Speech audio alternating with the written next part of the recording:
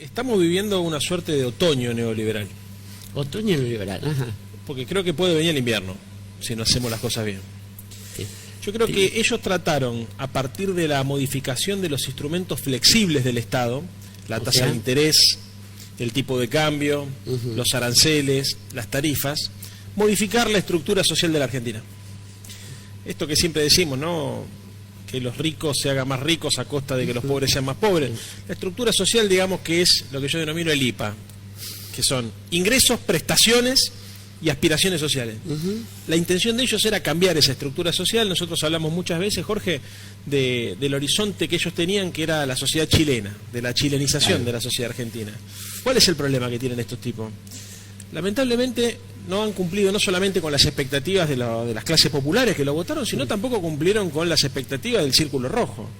Digamos, yo creo que la única demanda que lograron satisfacer de la gente que los votó fue la derrota electoral de lo que ellos denominan el populismo. Derrotar a Cristina. Derrotar a Cristina, básicamente. Pero después no pudieron generar condiciones de negocio, salvo para los amigos que viven de la soja, la minería y las tarifas de los servicios públicos. Después el resto de las empresas y las corporaciones que creyeron en el proyecto de Cambiemos tienen dificultades enormes. Cristina mostraba la vez pasada el balance de Arcor para mostrar lo que eso significaba. ¿Qué es lo que buscan ellos? Porque a partir de los condicionamientos que le pone el fondo y de los reclamos de los grupos económicos más concentrados, fundamentalmente del sector financiero, ellos aspiran a obtener un resultado electoral favorable en octubre para avanzar sobre la reforma de los instrumentos rígidos del Estado. El otoño fueron los instrumentos flexibles. Y el invierno son los instrumentos rígidos. ¿Qué son los instrumentos rígidos? Básicamente los marcos normativos. La reforma laboral, la reforma impositiva todavía más regresiva de la que hemos visto hasta ahora, y fundamentalmente el desmantelamiento del estado de bienestar y de la seguridad social.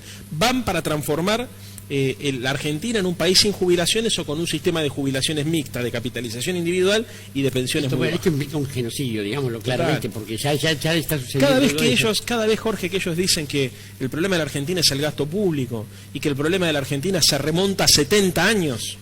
Sabemos de qué estamos hablando. Estamos hablando, esencialmente estamos hablando del gasto que la sociedad ha definido que tiene que tener para cubrir las necesidades de los más necesitados, de sus ancianos, de los niños con la asignación universal. Ahora, todos somos conscientes, y acá respondo tu segunda pregunta, que ellos no tienen logros económicos y sociales para mostrar. Ellos tratan de hacer pasar un ajuste brutal en democracia. Yo creo acá, Jorge, que ellos han tomado una decisión, que es la de tratar de enfrentar el proceso electoral a partir de lo que nosotros denominamos la gestión simbólica. La gestión simbólica, a ver, explícame un poco para en qué consiste. Mira, la gestión económica de la Argentina está absolutamente tercerizada, la tiene el Fondo Monetario Internacional. Ellos no pueden tocar la tasa de interés y no piden autorización. La gestión social es muy pobre, es de contención, de focalización de los sectores populares para evitar desbordes y saqueos, ¿no? Y la gestión política es inexistente. Ellos sí desarrollan una gestión simbólica. ¿Qué es la gestión simbólica? Son resoluciones administrativas que están orientadas hacia la subjetividad de las personas, no hacia la objetividad. Entonces, gestión simbólica, ¿qué significa? Mira, cuando ellos, por ejemplo, proponen como debate el decreto de extinción de dominio, ellos son conscientes que ese decreto es inconstitucional, lo proponen igual. ¿Cuál es la intención? ¿La intención es modificar la realidad? No, la intención es lograr poner a la oposición en la vereda de las mafias. Ellos quieren construir el campo político resignificando las coordenadas del campo político, Jorge. Cuando nosotros hablamos del campo político lo ordenamos en torno a un eje, izquierda-derecha, o por ahí ahora arriba y abajo. Se usa mucho a partir de la lectura de la CLO, el pueblo al antipueblo, ¿no? Por la izquierda y la derecha. Ellos tratan de resignificar el campo político a partir de un eje moral. De un lado está la gente y del otro lado están las mafias. Entonces, ellos necesitan que la oposición salga a discutir lo que ellos proponen con la intención de ubicarnos psicológicamente en ese campo. A ellos no les interesa tanto que esas medidas se concreten en la realidad como que se debatan. Ellos buscan generar la polémica mediática, Jorge. Esto, lo de la gestión simbólica me parece una gran idea y hay que tenerlo en cuenta, pero ¿qué se hace frente a eso? A ver, acá hay dos cosas, ¿no? Primero, tratar de llevar la discusión al terreno económico, porque el problema no es la gestión simbólica, el problema es la gestión económica, la gestión política. Yo creo que es muy importante evitar caer en la trampa de ellos que pretenden desenganchar las causas sociales y económicas o las consecuencias sociales y económicas de sus verdaderas causas. Ellos tratan todo el tiempo de llevar la discusión al 2015, no hay que discutir lo que están haciendo ahora. En segundo lugar, creo que también nosotros tenemos que hacer un trabajo pedagógico, que es el de mostrar cómo funciona la marioneta, de mostrar los hilos de la marioneta. Durán Barba, que es el gran intelectual orgánico de la derecha, el tipo que le dice al gobierno cómo tiene que funcionar, tiene método. Ellos tienen más método que ideas. Claro. Entonces el problema es que nosotros tenemos más ideas que métodos. Nosotros también deberíamos ser profesionales a la hora de ver cómo construimos también un discurso, cómo logramos empatizar con la sociedad y fundamentalmente sacarla del letargo emocional. Alguien decía que la izquierda tiene ideales y la derecha tiene intereses. Me parece que esa división se ha transformado ya en otra cosa mucho más grave, ¿no? Que claro, bueno, ¿cómo funcionan ellos?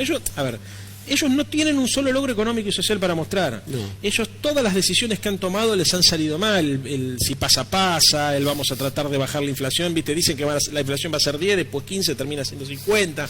Una locura. Bueno, pero ellos tienen un método. Sin embargo, están competitivos electoralmente. Yo creo que lo que nosotros tenemos que ver, la gente que mira tu programa y la gente que forma parte del campo nacional y popular, es tratar de entender cómo funciona la maquinaria del gobierno para ver cómo la podemos desmontar. Ellos estudian la sociedad, saben lo que la sociedad requiere y demanda.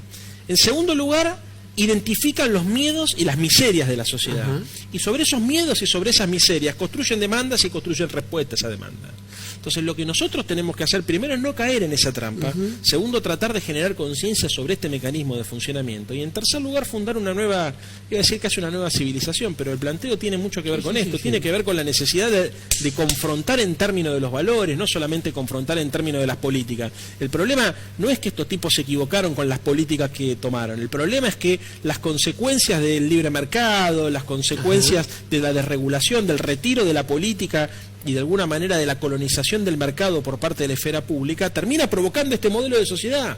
Entonces, es difícil la pelea, es cultural, por supuesto que es cultural, pero requiere de nosotros que tengamos más métodos, más sistematicidad y que tengamos además herramientas para poder demostrar cómo operan sobre el sentido común.